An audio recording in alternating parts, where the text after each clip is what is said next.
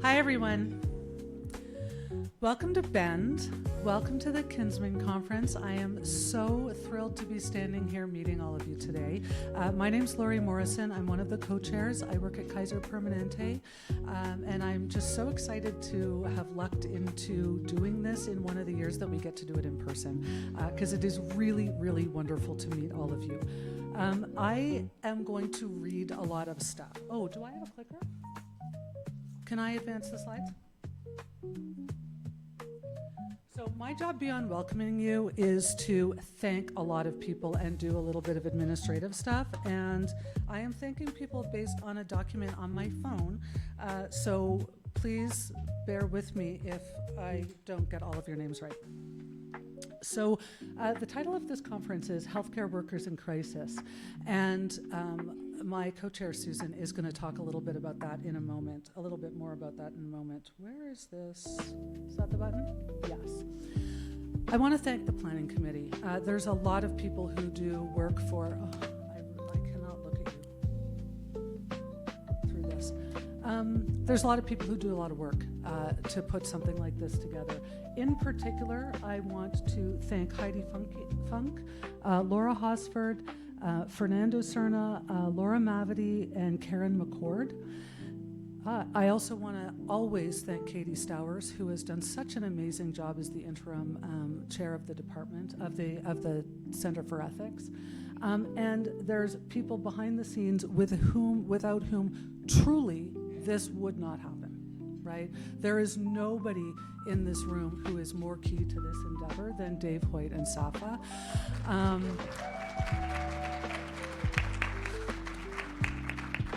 Well deserved, and also Nikki Alcala, who all of you, especially the nurses in the room who are hoping to get CME credits for this, or CNE credits maybe, you have her to thank. We also always want to acknowledge the gift that allows this to happen every year, and that's the endowment of John Kinsman, which goes back to 1989. And it would be remiss of me in thanking the Kinsman family not to acknowledge the role that Susan Toll played in bringing that endowment to us. She is obviously intrinsic to the history of this meeting, and we are delighted to have her here, although a little bit sad that this is the first year that her involvement is as just an attendee rather than as a member of the center. There's also CFE volunteers who've helped with this. Oh, thank you so much. My glasses broke.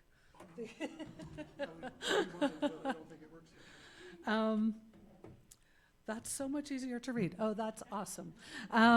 We have therapy dogs coming, and so I also we were thinking about wellness a little bit in the making of this. Susan is going to talk more about that, but I want to thank the therapy dogs and the volunteers who work with the therapy dogs as well. How am I forwarding this one? Yes. Nobody has any conflicts of interest to disclose, thankfully, because there's a lot of people who might have had conflicts of interest. In terms of logistics, I do want to say there are, the checkout time is 11 o'clock tomorrow. So if you're staying tomorrow and if you're leaving tomorrow, you will have to check out during the conference. The hotel will have a place where you can put your bags if you don't have a car to put them into. But you will, don't wait until 3 p.m. to go and check out. The breakout sessions are in rooms across the hallway. There is limited room in the breakout sessions, so we ask you to attend the ones that you signed up for, which are on the back of your badge in case you've forgotten, as I did. There will be meals and snacks throughout the day, breakfast in the morning, lunch, and snacks, so you don't have to worry. And if you're gluten-free or you're vegan, we've got you. This is a very important thing. It's important for us, for you to do your evaluations, because we do take that feedback seriously. But it's also important for you. If you want to get credit for this, you need to check in. So you need to prove your attendance both days, and at the end of the conference, you'll need to scan that code also to complete your evaluation form. This is the credit thing. Dave, I'm not sure. I think we feel confident that we're going to have social work credits. They're just not totally lined up yet. Yes. Okay.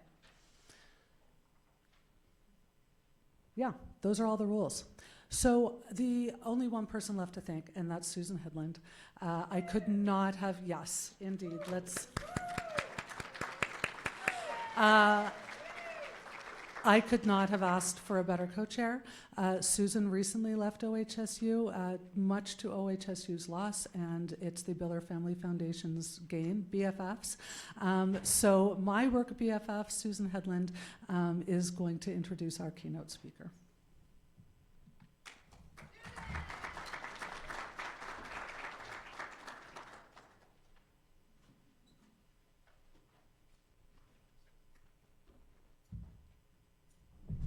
Thank you, Laurie.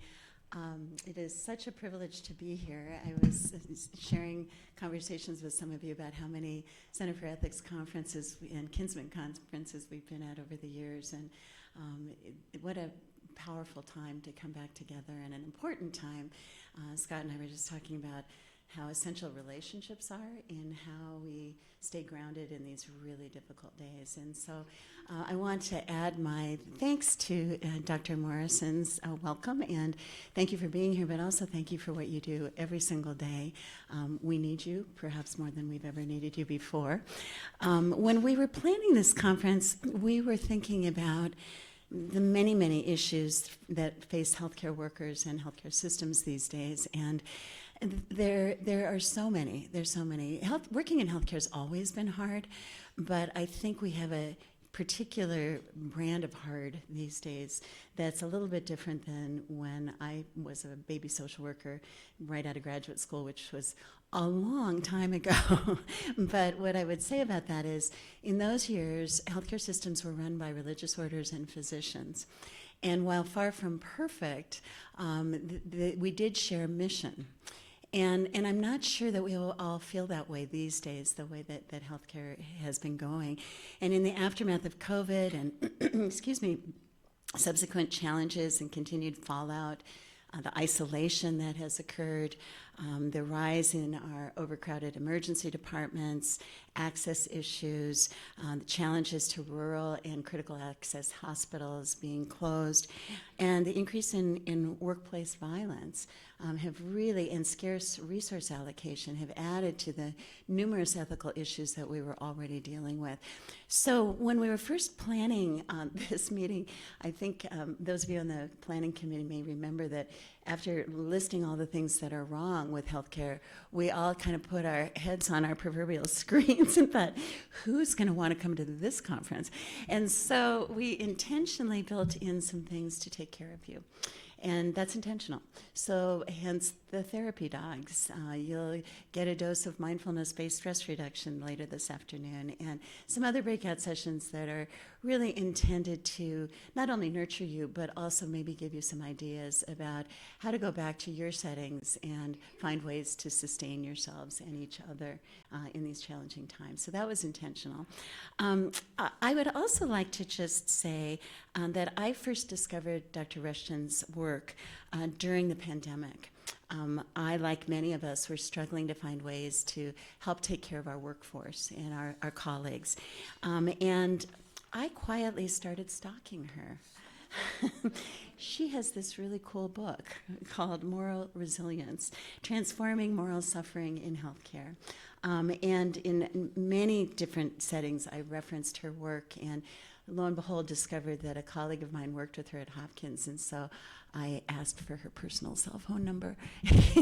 And blessedly, I had the opportunity, the privilege and the opportunity to ride with her for 3 hours yesterday and have dinner together, and we discovered a lot of things in common, which have been just delightful, and I think you'll find the same as you hear her wisdom this morning. I'm not going to read her entire bio because that will cut too long into her presentation, but importantly, she is an international leader in bioethics and nursing, and is the Ann and George Bunting Professor of Clinical Ethics and Nursing at the Johns Hopkins Berman Institute of Bioethics and the School of Nursing. She holds a joint appointment in the School of Medicine's department, co-chairs the Johns Hopkins Ethics Committee, and is a founding member of the Berman Institute.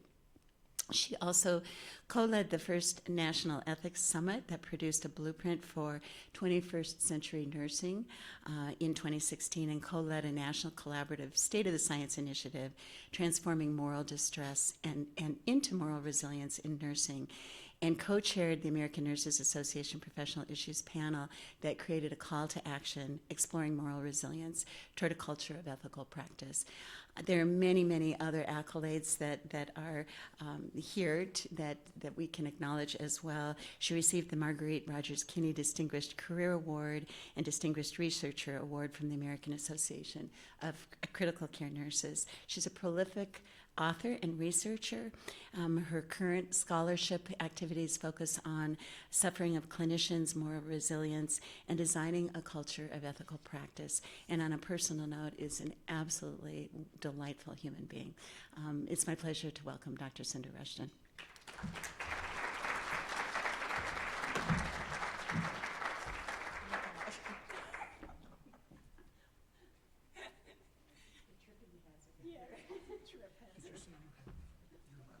I have it here. Because I don't have your deck. Okay. Good morning, everyone. We're having all kinds of interesting things up here, so gather along. So thank you for that warm introduction, and thank you all for being here today. As we've already heard, it's a really important time to be together and to really think about why we're here. And so I really would, just to begin, take a moment to remember why you do the work you do. To remember why what you do really does matter. And how easy it is for us to overlook the good we do. Because our brains are oriented toward the threat and the challenges, and that's what we remember most. And we overlook those moments where we've really made a difference. So I want you to just take a moment and kind of gather that up a little bit this morning, because as we go through this time together, that is a resource that we can come back to over and over and over again. Whether it's in a breath, whether it is an intentional recalling, it's a resource. It's not something that anybody can legislate. It's yours. So I want us to start there. And at the same time, we have to acknowledge that we're in a lot of chaos. And the last few months have really sort of highlighted what chaos means in a whole world order that we're in. And I think the chaos is also what distracts us from why we're here. Because those things that are happening all the time are taking us away from the why and the purpose that we have in our work. So I'm going to start a little bit on a journey here with you to talk about, this concept that most of us know a lot about. And I'm actually going to come down here because it's going to be a little easier for me to do this without my computer. So we're going to talk first about moral adversity. And these are the circumstances that all of you are very familiar with, where you are experiencing some type of morally objectionable or troublesome or difficult result that in some way imperils your integrity. So just to kind of keep that in your mind for a second, what I'd like you to do at your table is to take a moment and share with each other some of the sources of moral adversity for you right now in your role. And just take a few moments there, however you want to gather yourselves with a partner, just to share, what is the thing that keeps you up at night, the thing that kind of has its grip on you, that is kind of that pebble in your shoe. So just take a few moments with each other there at your tables, share what some of those might be.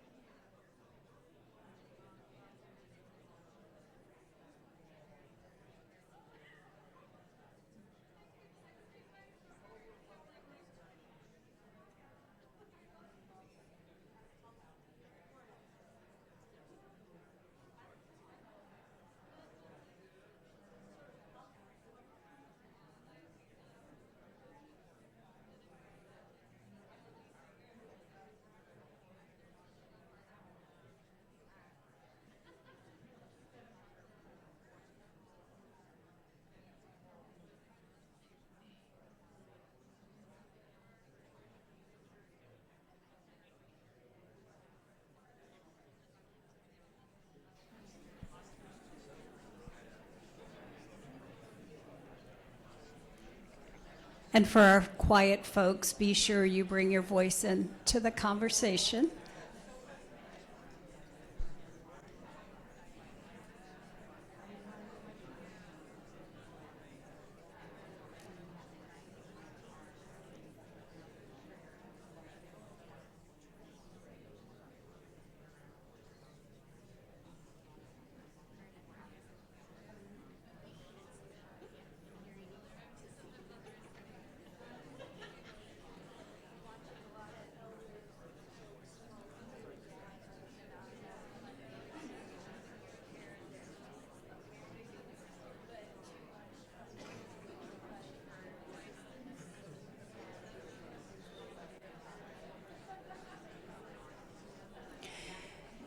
So let's hear from a few of you. And before we do that, I want you just to notice what came up, how your body feels right now talking about these issues.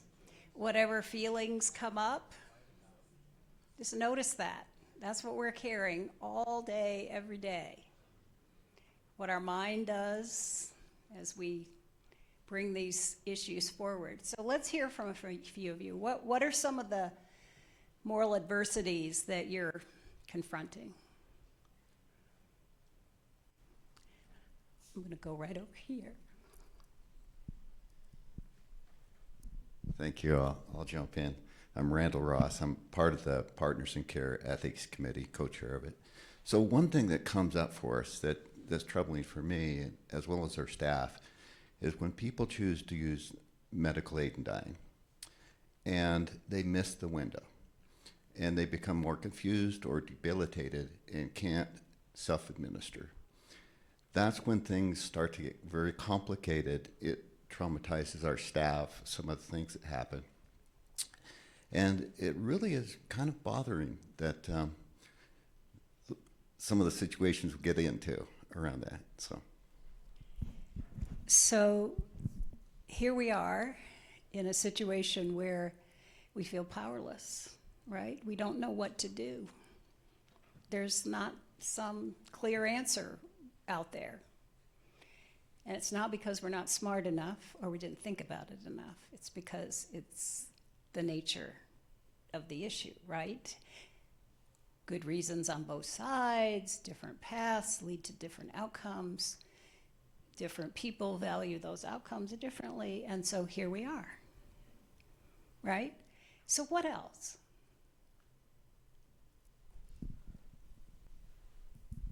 I think one thing that I've always held my head high about at OHSU is we've taken care of all Oregonians, and so whether you are documented or undocumented, and I work in oncology, and we've always cared for folks, and given the current political climate, We're still trying to do that. I'm noticing some folks are even more afraid to come for their care, and that is certainly keeping me up at night because we want to offer the care, we want to take care of these folks, and it's just it's a terrifying time to be seen. So the access issue, the equity issue, how we treat everyone in a fair and just way, absolutely is at stake in different ways than we have not had to experience in this magnitude before. What else? Yes. My friend with the red. I'm Molly Osborne with the VA with Julia, and we are the news. The VA is very much the news. So what do we worry about? We worry about our jobs. We worry about science. I actually have a PhD in molecular biology, and anybody who knows what mRNA is, that keeps me up at night, just saying, because it did allow for vaccines. I'm with Nirmala from the OHA, Oregon Health Authority. What does she worry about? The homeless and the mentally ill. Maybe that's enough for now. Hey, Molly. So we haven't heard yet some of our usual candidates for moral adversity. Does anybody want to add one? I think the common theme of ours was providing profit-based healthcare, working for nonprofits, and having finances and numbers be the driving force instead of providing true healthcare was kind of our common theme. So interesting what is on the top of our minds. So I want you to think now about how all of this impacts you. And I'd like to just hear from a few of you. How does this constellation of moral adversity, and the list is only a beginning that we've named here so far, how does it impact you? What are you noticing?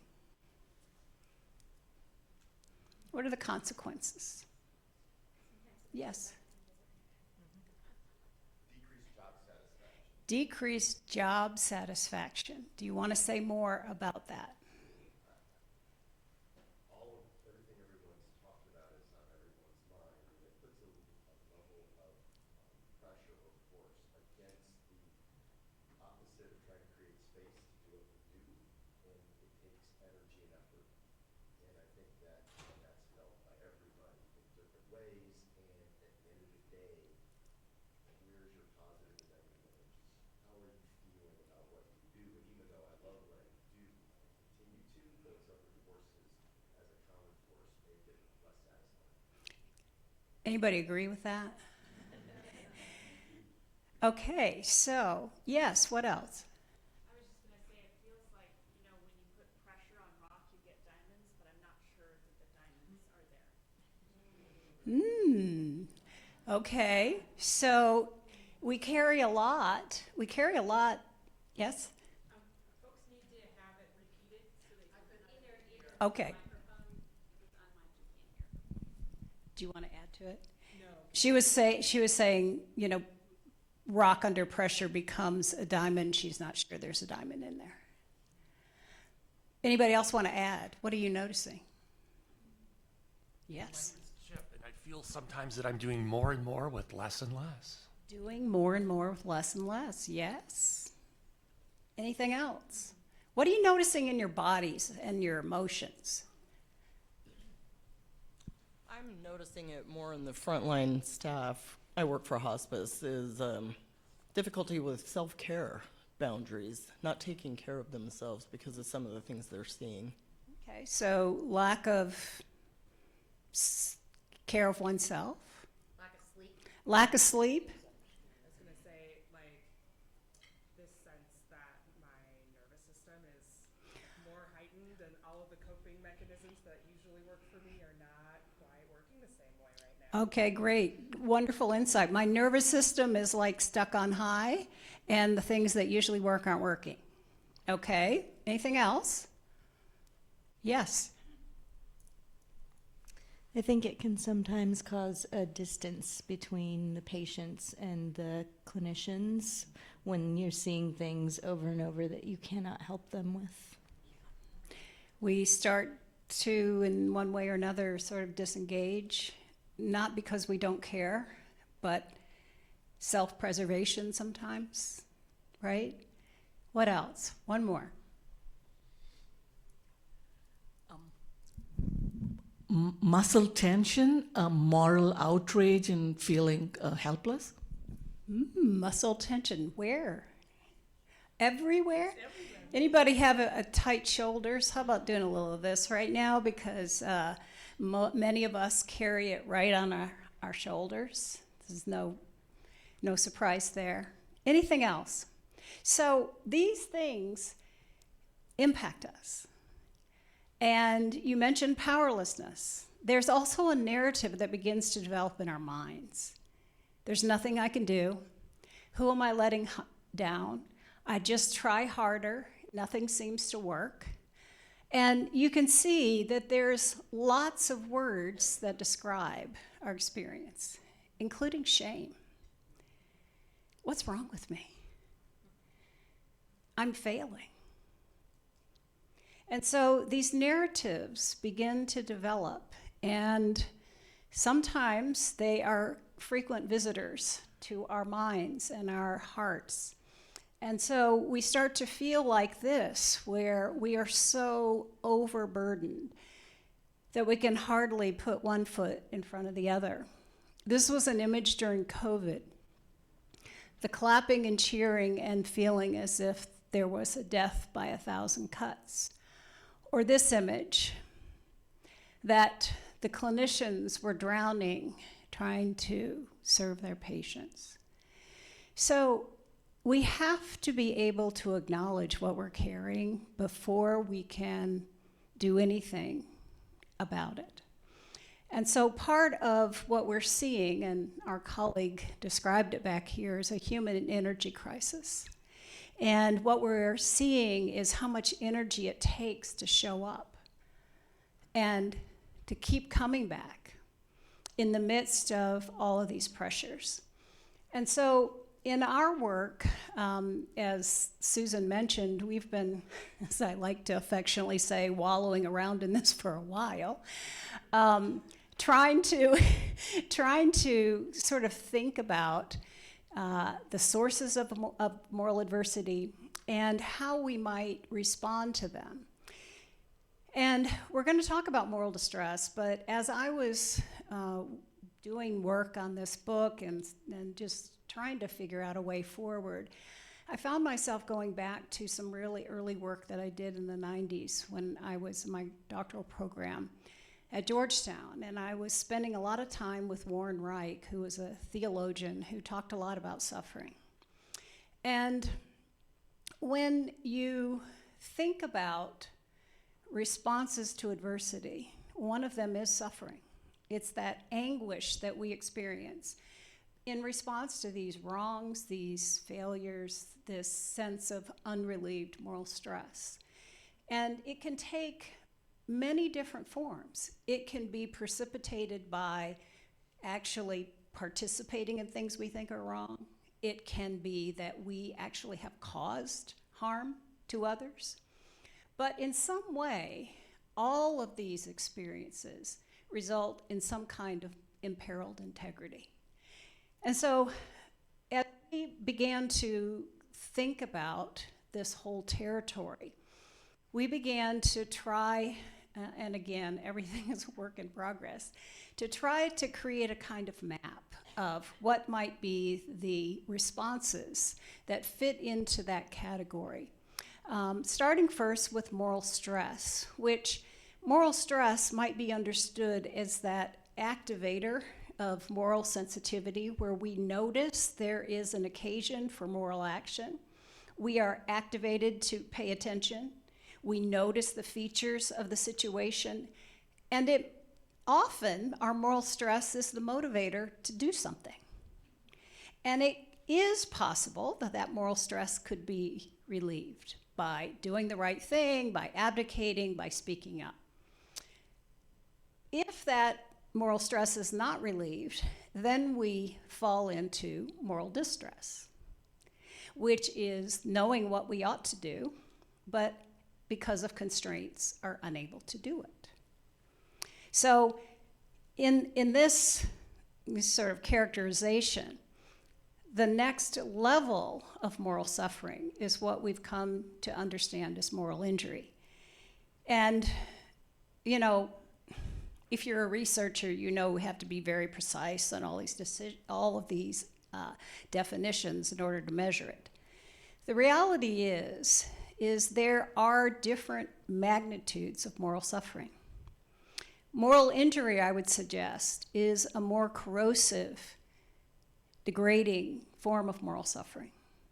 Because when you really look back at the literature that was started in the military, it is a persistent erosion of one's sense of self.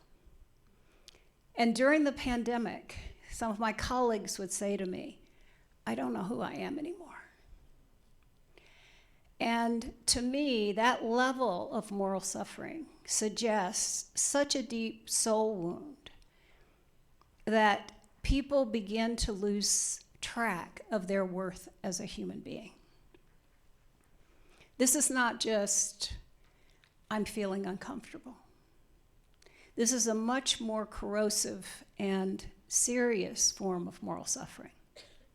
And it can lead to moral apathy, moral outrage, and what I would suggest, and we don't have time to go into today, is truly an epidemic of moral disengagement, is what I think we are seeing in this country right now. Moral disengagement is where we create, in a way, distractions to relieve ourselves of being responsible for the consequences of our actions by othering other people. That's the lower end of moral suffering. So there's a lot of discussion about burnout. And I was part of the National Academies Committee that looked at system approaches and was on a panel once where I was talking about moral distress, and the moderator said, oh, you know, that's a nursing thing. Really? And the moderator said, you know, physicians are starting to realize they might be experiencing moral distress. I said, wow, really? But they're more comfortable with the concept of burnout. And so the burnout narrative got a lot of energy and still does. And in fact, if you're not burned out, you're not in the club. Right? So this is an important distinction. They are not the same. Moral injury in this quote, people say it's burnout, but it's not. It's the moral injury of watching patients not being taken care of on a day-to-day basis, what you've already talked about. You just can't take it anymore. So language matters, and we need to be precise in what we're talking about. So if you look at this continuum, where would you place yourself? And again, this is not an invitation for self-judgment. This is an invitation to really ask yourself, where am I on this continuum? Where do I find myself most often? Am I in the distress category? And I would argue that moral distress, to me, suggests we still have agency. Whereas in moral injury, in its really fundamental form, our agency has been degraded to a very significant point. So just to kind of take note for yourself, if you look at what we learned during COVID, many of the themes that you identified, our inability to provide care because we had constrained resources. That's actually not new, but was different. We had conflicts, we were just talking about them, about our ethical obligations to how we allocated scarce resources. I was part of a group that met sometimes twice a day, 7 days a week for months, trying to decide how we were going to allocate scarce resources. The dissonance between the standards of care we provided pre-COVID and what we were able to provide given the limited resources.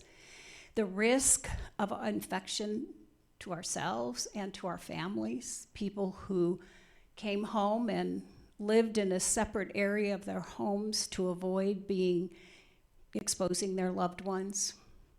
And then the big issues around end-of-life care and how we had to pivot to try to figure out how do we create dignity at the end of life when families are not present.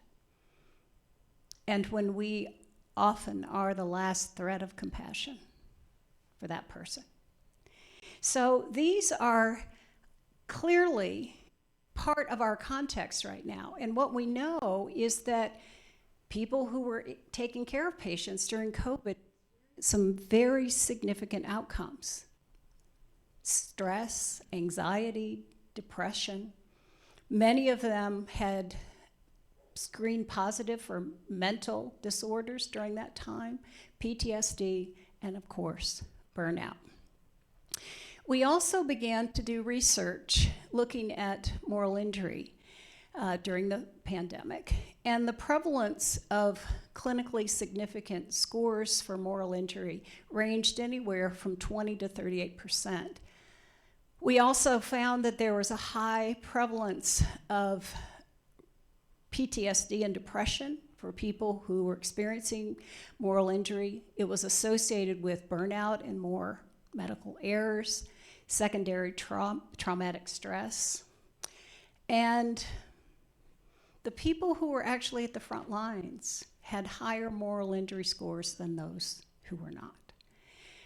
So in our own research, we did a national sample of clinicians, and in a subsample of nurses, we did a secondary analysis of 328 out of almost 600. 41% wrote comments.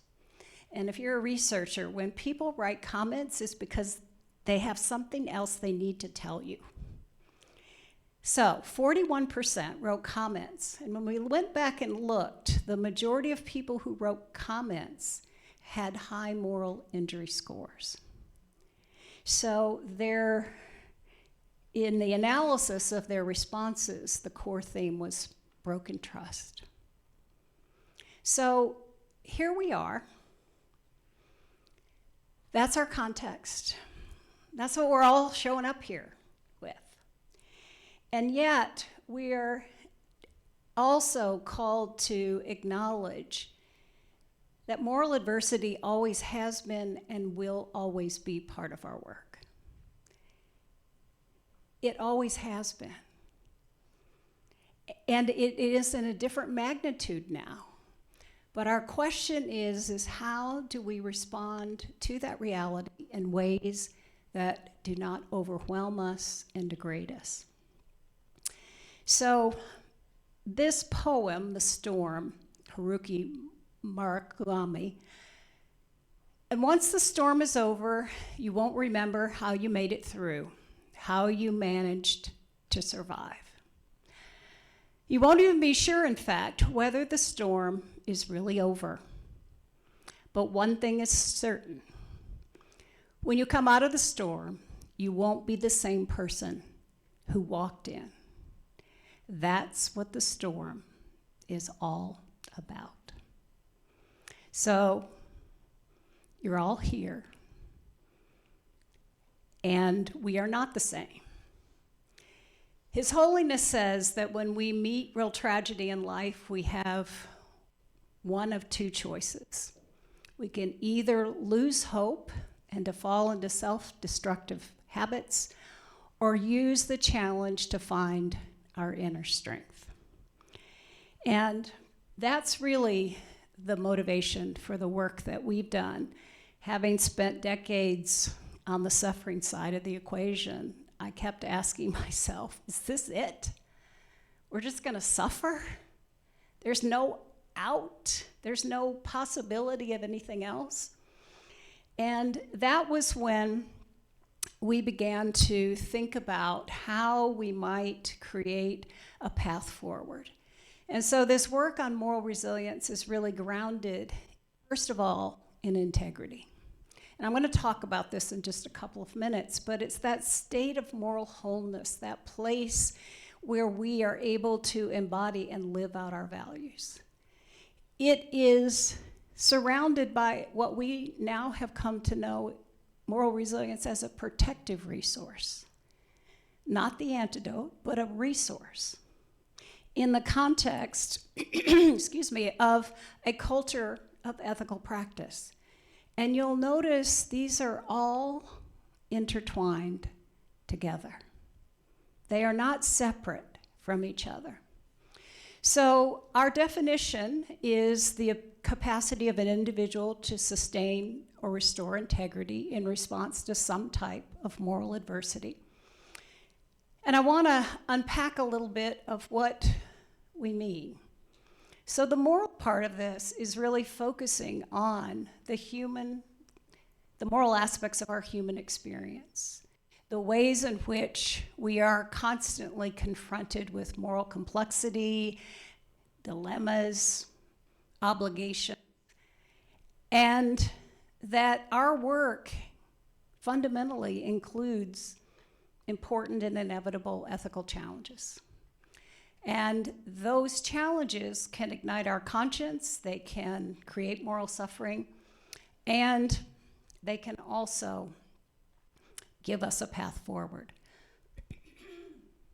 On the resilience side, this is often the place where people go, well, I don't want to be more resilient. Why should I have to be resilient? Well, guess what? You already are. And if you think about resilience, and there's lots of definitions, my favorite is the capacity of a person to maintain their core purpose and integrity in the face of dramatically changed circumstances. A response to adversity. And if you look at the literature on resilience, it is the ability not only to overcome setbacks, but also the possibility to grow and learn. And I would argue it's an inherent state that we all have in us. It can be amplified or degraded based on our environment and our circumstances, but it can never be extinguished. And it is absolutely true that the term has been corrupted and applied in really inappropriate ways based on the research and the meaning of the term. And so it's become a narrative that has been used in ways that have created quite a significant backlash against the idea of it. So our work, in the very beginning, I was at the Brochet Institute, and I thought I was writing a book proposal on moral distress because I'd been doing that forever, and I couldn't write it. Couldn't finish it. And I was like, what is wrong with me? This is, fill in the blanks. But I had this internal resistance. And so I said, okay, well, what else is possible here? And I started looking in the literature. I came across an article by Kim Lutzen, who talked about moral resilience based on Viktor Frankl's work. And most of you will remember Frankl had an incredible experience of adversity. And his conclusion was, everything can be taken from a man but one thing. The last of the human freedoms to choose one's attitude in any set of circumstances, to choose one's own way. When we are no longer able to change a situation, we are challenged to change ourselves. Now, I want to also say what moral resilience is not. It is not complacency, it's not acquiescence, it's not putting a positive spin on unethical practices or behaviors. It's not an attempt to extinguish moral suffering. It's not a strategy to help people tolerate unethical or toxic workplaces. It certainly is not about blaming the victim. And it is not limited to merely avoiding doing unethical things. So at its core, moral resilience offers the possibility of transformation that begins first with us. And it also embraces moral suffering as evidence of your moral conscientiousness, not a failure. Okay? I want you to really take in what that means. Do you really want to be in a world where no one notices the moral dissonance, the outrage that goes along with the violation of important ethical principles? So moral suffering is because we care. It's not because we're not smart enough or strategic enough. It's because we care. And so when we experience it, it's being able to know this is not a reflection of deficit. This is a reflection of my character, that I care.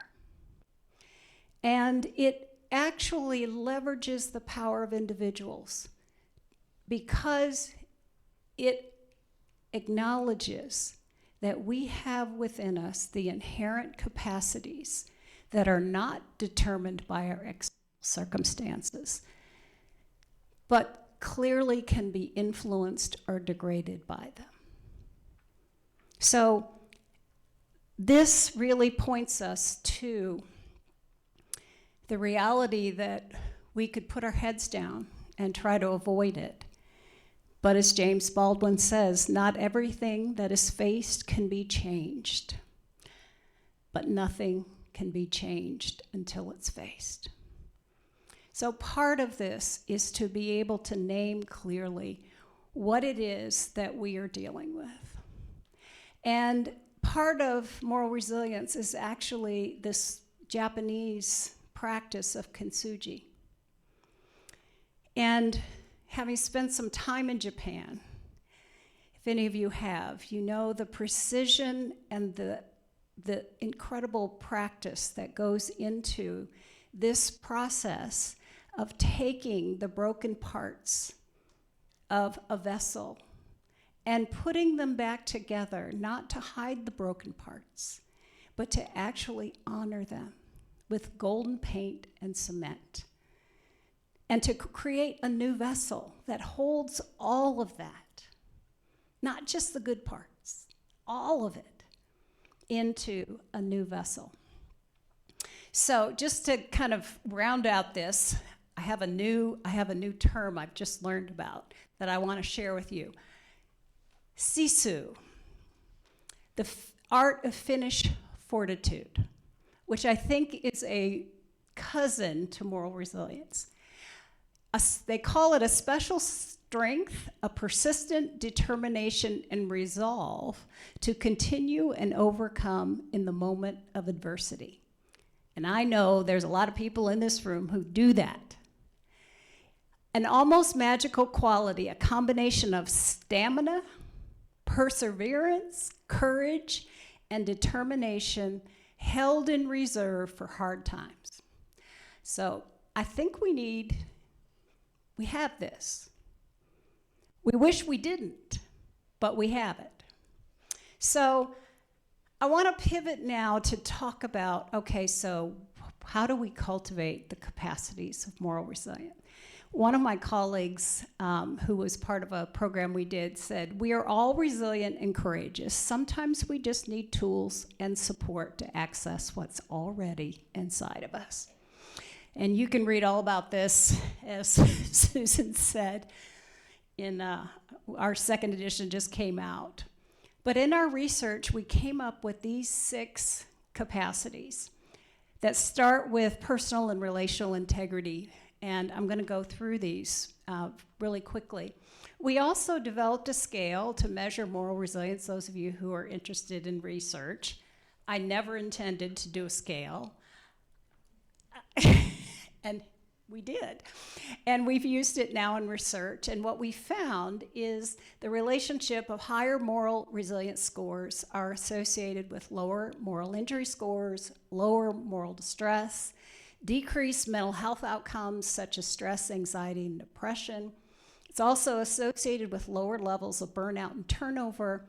And it moderates the relationship between exposures to potentially morally distressing events and moral distress. We also looked at it from lots of different statistical perspectives. And in our nursing sample, we found for every 1 unit increase in organizational effectiveness, because that was also an outcome we were interested in, moral injury decreased by 0.4 points. For every 1 unit increase in moral resilience, moral injury decreased by 1.14 points. So what's important to take away from that? It's the combination of moral resilience and organizational effectiveness that has the greatest impact on moral suffering. We also did a national study with nurse leaders. How many of you are leaders in this room? All right, how many of you felt like your suffering was invisible during the pandemic? Okay, so we decided that we would partner with the American Organization of Nurse Leaders and recruited over 1,000. Only about 800 of those had data on all of our outcomes. And they worked in lots of different kinds of settings. What we found, again, looking at similar outcomes, that their moral resilience scores were actually higher than our Canadian sample. And when we looked at the subscales, they were actually quite robust, except for the subscale response to moral adversity, which was lower than many of the other samples we'd done. We also found that they had similar scores of moral injury. So 38% of both frontline nurses and nurse leaders had clinically significant moral injury scores. That's significant.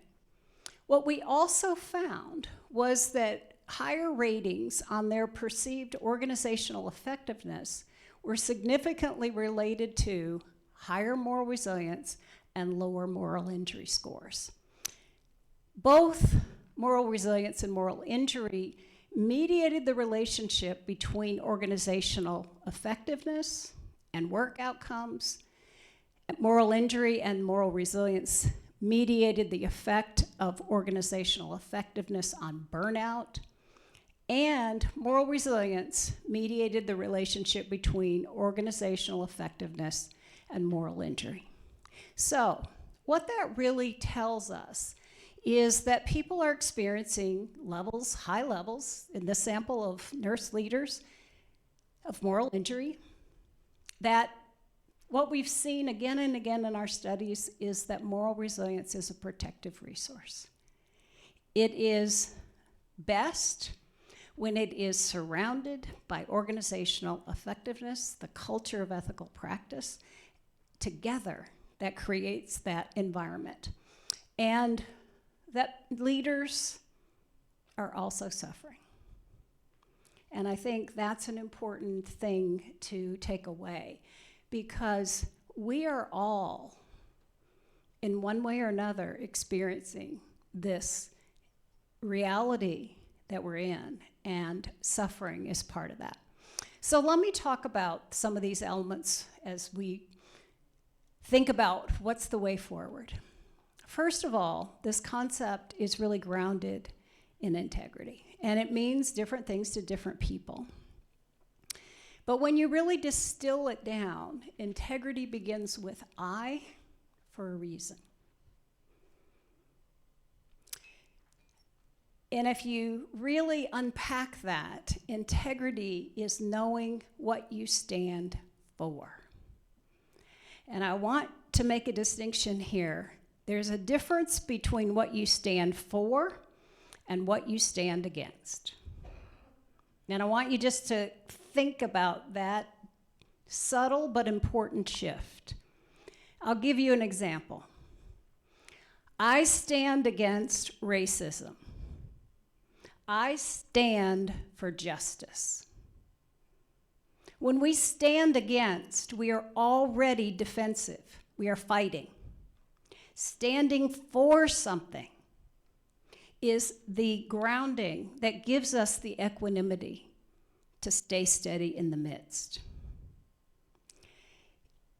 It's not talking about our values, but being them, living them out. Being curious to discover what will serve, not what do I want. Our ego-driven agendas. It's about how do we serve.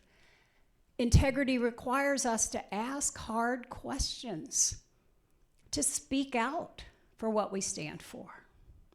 And importantly, to listen to the call of conscience.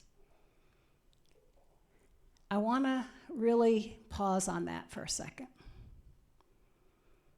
You all know your own unique signature of conscience. Conscience starts in the body. It's not in the mind. It's the same threat response that we experience when we see danger coming toward us. It starts in your body, in your gut. There's a reason. That's how our body alerts us to danger.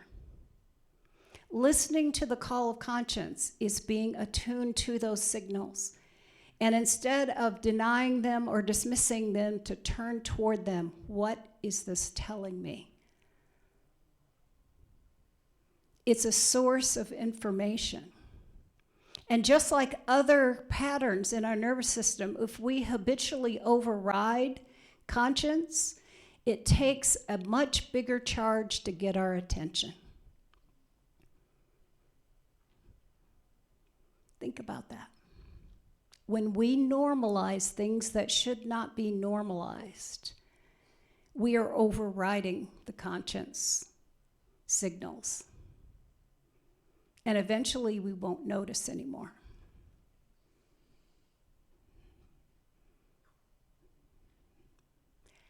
I'll give you a pause. I am courageous despite risks. Courage is the engine of integrity. Courage is not about being, a martyr, but it is carefully choosing how to use our agency and our authority in these circumstances. It also is about knowing and honoring our limits, and I'm going to come back to this one. Integrity requires us to know ourselves well enough to know what degrades and what nourishes us, and to choose actions that are wholesome and healthy and produce flourishing. It also requires us to take principled action and sometimes inaction, and to be responsible and accountable. Now, that might seem like a daunting list. Integrity is not about perfection. Integrity is about honoring our humanity, being able to see ourselves clearly, to know our limits, and instead of judging ourselves harshly, to turn toward those limits with compassion, just like we would other people. It's knowing when it's time to start again, to make amends, to shift course. That is also part of integrity. It's being willing to re-examine our points of view, our assumptions, as new information and new experiences occur.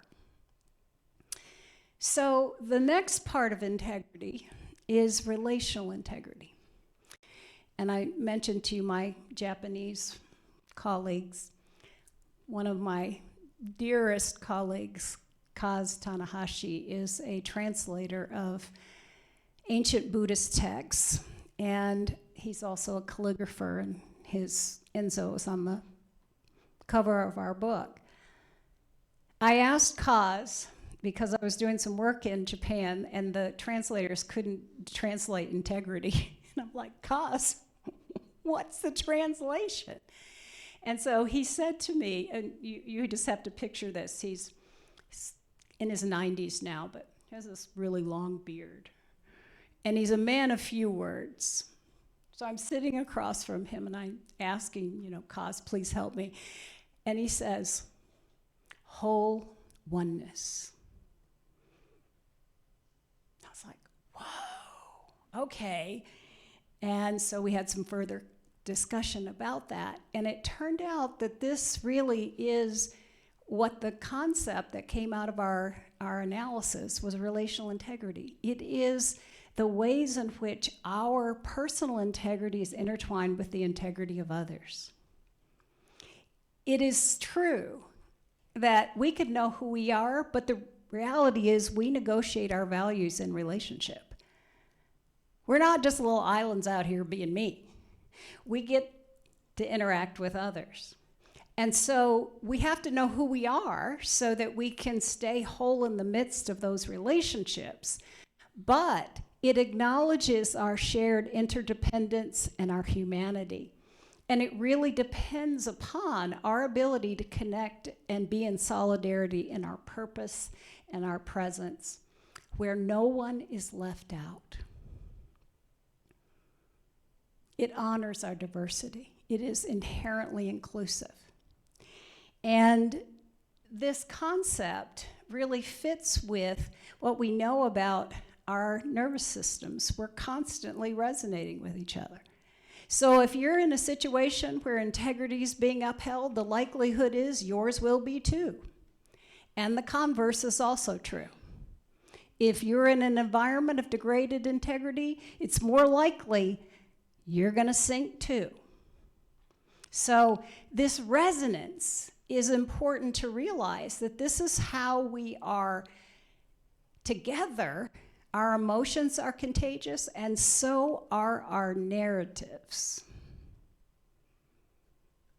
What we repeat again and again and again, and I want to go back to the burnout narrative. Everybody's burned out. That's all we talk about.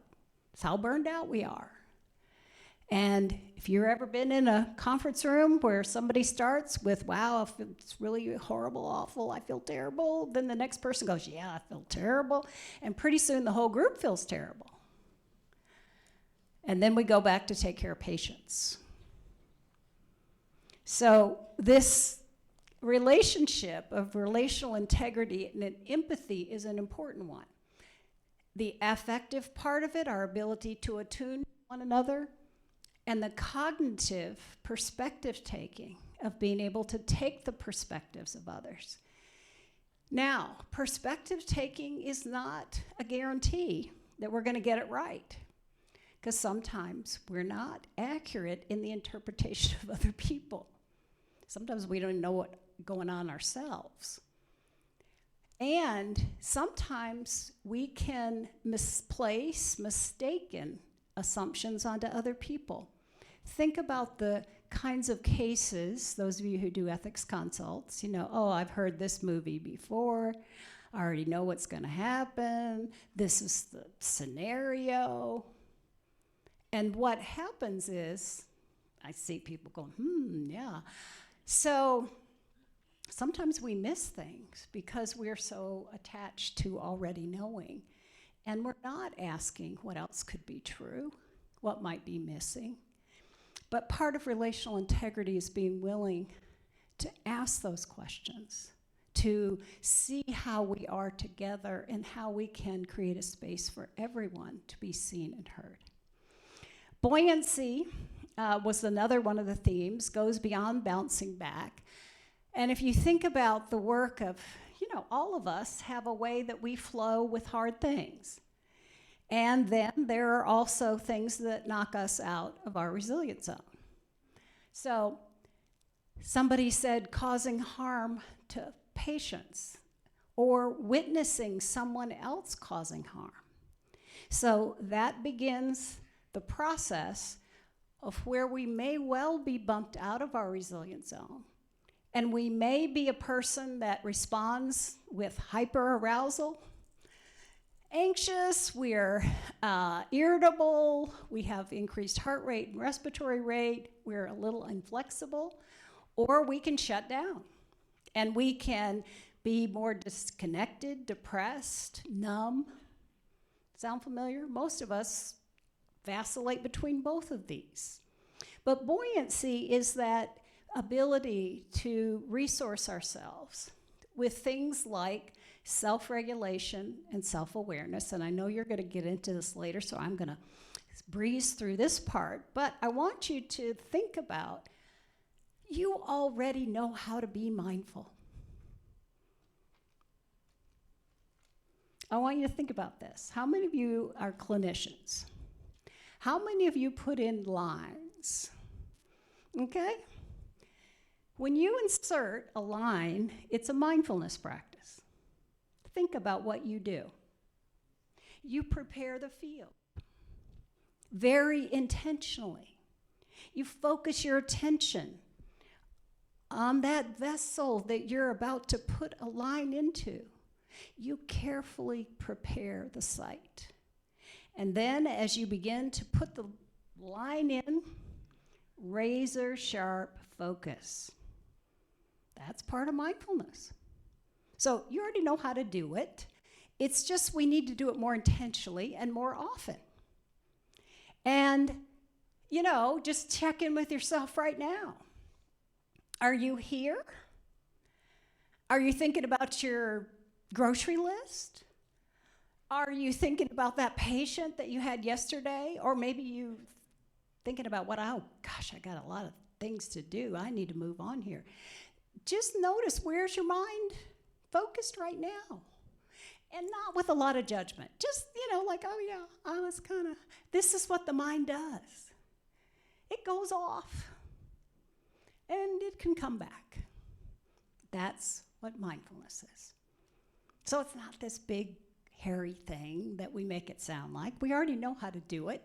And you can bring mindfulness into your presence, into how you listen, how you make decisions, how you respond, how you act.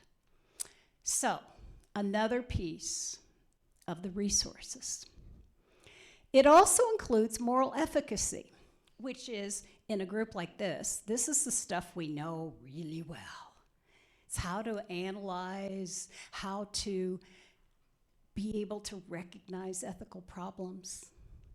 It's that process of moral sensitivity, of actually being able to resonate with what's happening and name the ethical problem, the tensions that are happening, and to use our codes of ethics as guides for how we should respond, and frameworks. This is one we developed for a project we were doing called EPAWS, which is like many other frameworks, designed to help us learn a way of thinking about these problems so that we can make better, more justified responses. The last part of moral resilience, in some ways, might be the most important: self-stewardship. And the reason we chose this language for that category is because of the billion-dollar self-care industry in this country. Bubble baths and external things that are meant to give us a temporary reprieve. That is not what we're talking about, although it could be a small part of it. Self-stewardship embodies a commitment to know ourselves. This goes back to integrity. Knowing ourselves responsibly and mindfully managing our personal resources. This is agency to choose. And to recognize and respond compassionately to our limits. We do not do this well. We give other people all kinds of grace, and we judge ourselves harshly. Keep going. You got to do more. And the consequence of that is exhaustion, depletion. Our health, our relationships, our integrity suffers. And so the last part is to choose, to use that agency to choose things that are wholesome and healthy and life-giving. So that means we have to pay attention to all parts of ourselves. And in our work, we often have people do some self-reflection about what's missing. Maybe you're doing pretty well in the physical area, but maybe there's something missing in the spiritual domain, or in the intellectual domain, or the moral domain. So having the ability to be self-honest and to notice what is there. Now, what I get a lot from people is, I don't have time for that. I just don't have time for that. I mean, I got a million things I got to do. How do you expect me to add one more thing? So here's my reframe on that. This is not about adding another thing to your to-do list. This is reminding yourself, I honor my human dignity. I am worthy of my investment. I matter. And I am responsible for my integrity and well-being. So for those of you whose mind is resisting and saying, well, that sounds good for somebody else, it's not good for me, I want you to reconsider. Because you do matter. And guess what? The system is not going to save you. It's not. We have to save ourselves. So if you think about what nourishes you, Rachel Remen says, people who wonder don't burn out. So part of that self-stewardship plan is, how do you get more wonder and awe? And I'm pretty sure from what I've seen so far in my drive here, you've got a lot of wonder and awe around you. Right? Gather it up. So I want to pivot now toward this other piece about creating a culture of ethical. You cannot have one without the other. You have to have the norms, the values, and structures that support individual moral agency and integrity. You have to have that to have a thriving environment. And it is an alignment of individual and organizational values and decisions and priorities, and we know the challenges for that right now are immense. And yet, if we are able to do that, then we are able to actually create an environment of thriving, of individuals, of patients, and the entire system. So Avis Donabedian, who was the father of really the quality improvement movement, said, systems awareness and systems design are important for healthcare professionals, but they're not enough. They are enabling mechanisms. It is the ethical dimension of individuals that is essential for the system's success.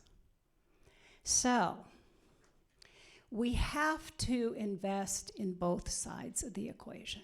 If you look back on our data, it is the combination of organizational effectiveness and moral resilience that has the greatest possibility to reduce these impacts. And I would also propose that the absence of burnout does not mean there's a lack of resilience. Burnout is an organizational construct. So we've mixed up some of our terms, right?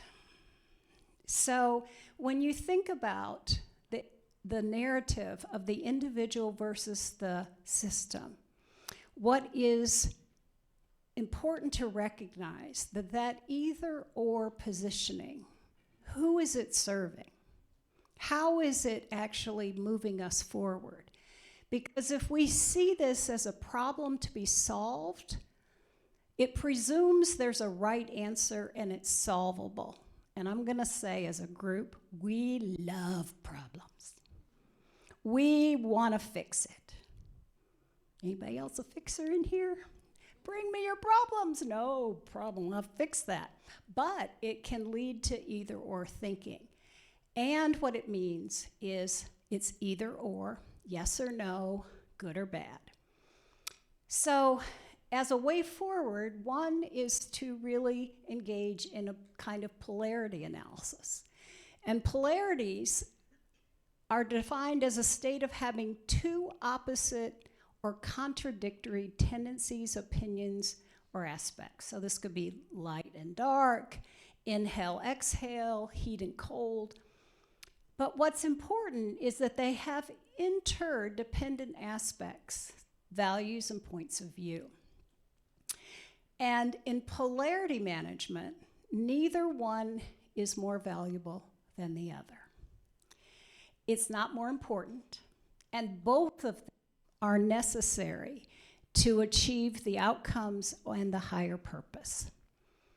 It involves complexity, and it actually might not be solvable in the way that we want it to be. So I want you just to think about this in terms of your own work and how you're approaching this issue. What happens is if we overemphasize the benefit of focusing on individuals, we're going to have negative results of that imbalance. And I think that's part of what's happened so far, is that by only focusing on individuals, we have not really accounted for the benefit of the system. And so polarity is a way to try to find the right balance between the two of those to allow us to achieve our ultimate goal and purpose, and to minimize some of the negative results of the imbalance. So as we wind up here, I want you to think about this. There's also a narrative among us of powerlessness. I want you to think about this. When a complex system is far from equilibrium, small islands of coherence in a sea of chaos have the capacity to shift the entire system.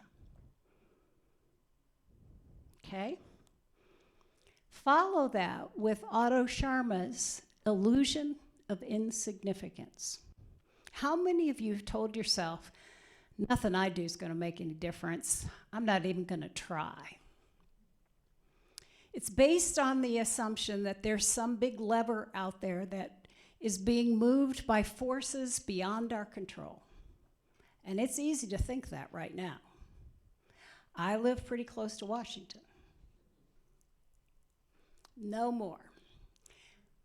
And it leaves us feeling disempowered. We can be cynical and even apathetic. And what he suggests is that that thinking actually disables our agency. It overlooks the significance of your actions, your presence, the fact you even showed up.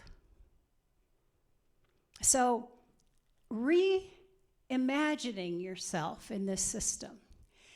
And we're going to go back to Kaz here.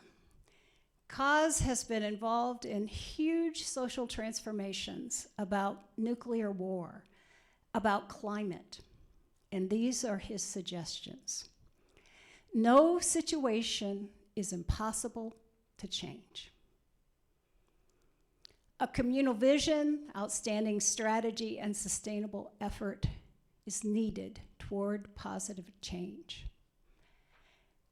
And these last two are really important.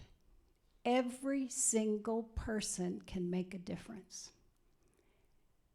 And his image is one of pieces of rice, how each one adds to the next, to the next, to the next, and pretty soon it becomes a mountain.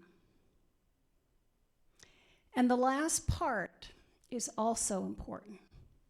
No one is free of responsibility. We are all responsible for our part. All of us. And so when you think about where we are, we have to stand in solidarity together. This is not the time for our silos to be reinforced. We have to remember who we really are and why we're here, and at the same time to acknowledge what we are all carrying. You cannot heal what you have not named. So we must spend the time to do that and turn toward that with compassion and allow ourselves to let go of what no longer serves. We are not responsible for carrying all of what has happened and what is happening. We need to shift our narrative to one of wise hope rather than despair. And Roshi Joan talks about wise hope as being able to see the situation clearly and choosing to pivot toward that possibility anyway. And to be able to accept things as they are. And people often say, how can I accept what's going on? Accepting this is where we are right now doesn't mean you agree with it. It doesn't mean you like it. It doesn't mean you endorse it. It means I see this clearly. And we have to rebuild our trust with each other and with the systems that we're working in. So I'm going to leave you with this. This is the wisdom of the Hopi elders. There is a river flowing now very fast. It's kind of like that one out there. It will be so great and swift that there will be those who will be afraid. They will try to hold on to the shore. They will feel they're being torn apart and will suffer greatly. Know that the river has its destination. The elders say, we must let go of the shore, push off into the middle of the river, keep our eyes open and our heads above the water. And I say, see who is in there with you and celebrate. At this time in history, we are to take nothing personally, least of all ourselves. For the moment we do, our spiritual growth and our journey comes to a halt. The time of the lone wolf is over. Gather yourselves.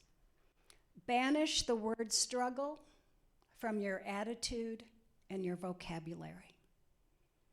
All that is done now must be done in sacred manner and in celebration, because we are the ones we've been waiting for. Thank you.